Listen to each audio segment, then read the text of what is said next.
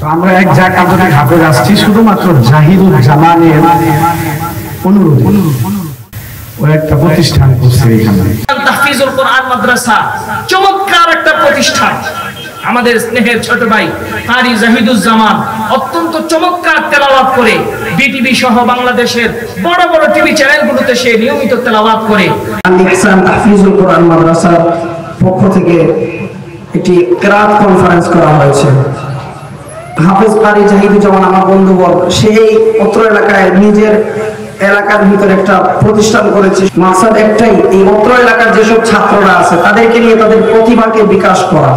পরামর্শদাতা হচ্ছেন আমাদের সকলের মাথার তাজ। আমরা এখানে যারা আসছি সবার উস্তাদ, বাংলাদেশের একজন প্রখ্যাত বিখ্যাত শায়খ আলহাজ হাফেজ কারি নাজমুল হাসান দামাত বরকাতুহু, ওনারই তত্ত্বাবধানে প্রতিষ্ঠানটি চলছে আলহামদুলিল্লাহ।